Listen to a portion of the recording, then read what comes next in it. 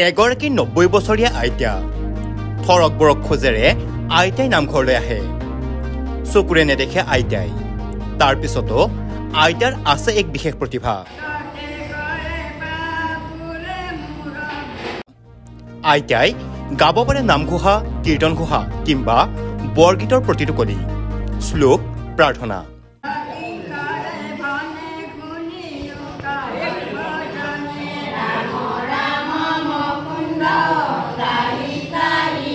কিতাপ নোচোৱাকৈয়ে সম্পূৰ্ণ শুদ্ধকৈ আইতাই গাব পাৰে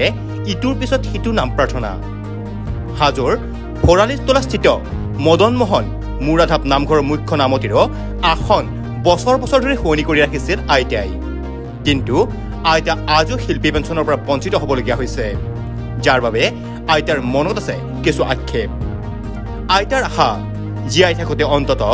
আইতাক চৰকাৰে শিল্পী পেঞ্চনৰ ব্যৱস্থা কৰি দিলে আইতা অন্তত সুখী হ'ব পাৰিব অতীত পাৱন বুলি নাৰায়ণে পৰম পতিতে দাকয়া তুৰয়া তজুবে দবানী আমি আছো শুনিয়ে বহুবে দবানী আমি আছো শুনিয়ে মহা মহা পাপী তৰে তজু নামলয়া ওয়া মহা মহা পাপী তৰে তজু নামলয়া আপোনাৰ নামটো জনাবচোন মোৰ নাম শ্ৰী গিৰিজা ভৰালী আপুনি শুনিবলৈ পাইছে আপুনি যিবোৰ নাম আছে নাম ঘোষা বা কীৰ্তন ঘোষাৰ নাম বৰগীত আপুনি সকলো আপোনাৰ মুখস্থ আকাৰে শুনিবলৈ পাইছে গোটাই আছে মোৰ আজি এই নামঘৰত সোমাবৰ বহুত বছৰ হ'ল মোৰ এতিয়া 90 বছৰ বয়স কিন্তু ইমান বছৰ গোটাই নাম ঘোষা বৰগীত যুগৰ পথত গোটাই মোৰ মুখস্থ হৈ আছে মোক পুথি নাচালেও মই গোটেইখিনি গাব পাৰোঁ নাম হৃদয়ংগম কৰিব পাৰে পুথি নাচাওঁ মই পুথিৰ লগত জড়িত হৈ মই চব মুখস্থ হৈছে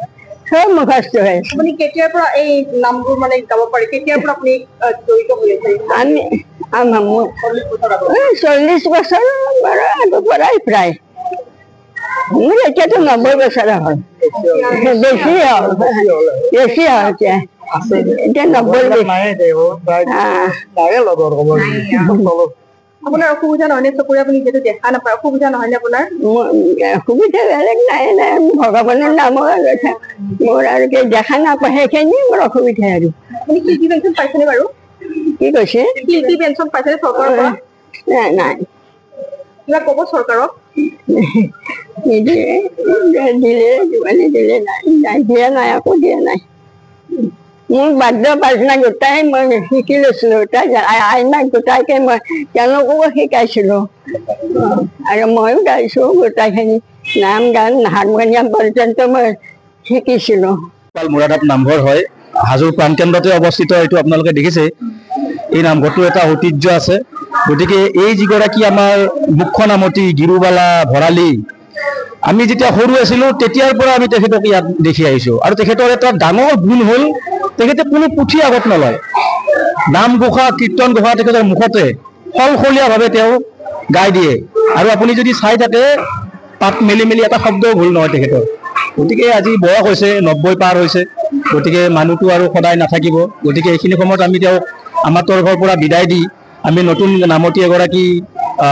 নিউ কামাৰ্ছ এগৰাকীক আমি দায়িত্ব অৰ্পণ কৰিছোঁ দেখিলে এইমাত্ৰ অনামিকা মালাকৰ ডাঙৰীয়ানী তেখেতে আজিৰ পৰা চাৰ্জ ল'ব গতিকে এইগৰাকী আইতাক আমি আমাৰ তৰফৰ পৰা আমি শুভেচ্ছা জ্ঞাপন কৰিছোঁ আৰু মানে ভগৱানৰ ওচৰত প্ৰাৰ্থনা জনাইছোঁ যেন তেখেতে সুস্থ শৰীৰে আৰু দীৰ্ঘায়ু হওক